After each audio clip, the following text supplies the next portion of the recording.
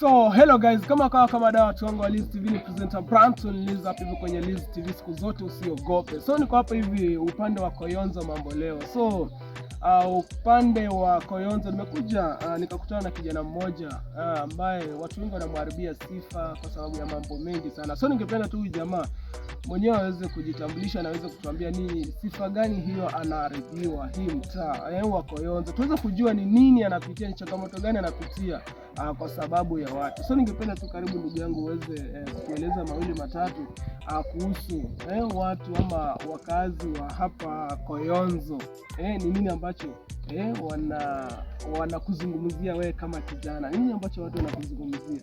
Asante sana. Kwa majina naitwa Everton Wasonga.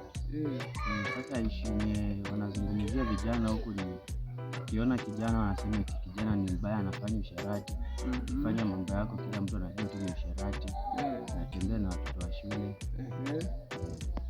So watu wengi sana wanakuzungumzia ati unatembea na watoto wa shule. Na kweli unatembea na watoto wa shule ama ni story? Hiyo ni uongo. Maybe inaweza kuwa maybe alikuwa classmate primary na mtu amekuona na yeye.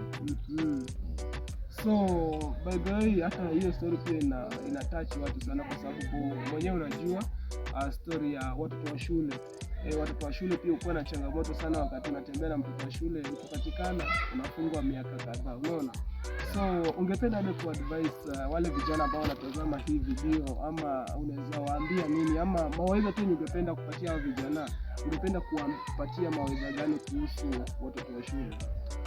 Ni kuwa na urafiki na watoto wa shule si mbaya, lakini mahusiano ndio mbaya. Mahusiano ni mbaya. Na sasa kwa wale watu, ushaona mtu amefungwa jela miaka 30 kwa sababu ya mtoto wa shule? Sijaiona but nishaisikia tu. Ushaisikia?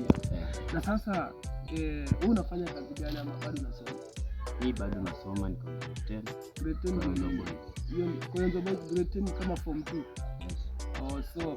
So watu wangu wa Liz TV, nimefurahia sana kupiga hapa hivi na story na jamaa wa power sana, msee wa nguvu kutoka upande wa Koyonzo. Nasema anasoma Koyonzo Boys. So watu wa Koyonzo Boys, msisahau kutembelea pale kwenye Liz TV, pale kwenye YouTube. Bado unaweza tembelea pale kwenye Facebook kama Liz TV, TikTok ni Liz TV, na pia usahau mimi wako ule mkali sana presenter Branton Liz, na nitakuwa hapa hivi Koyonzo nikizungumza tu na baadhi ya vijana wa Koyonzo mambo leo.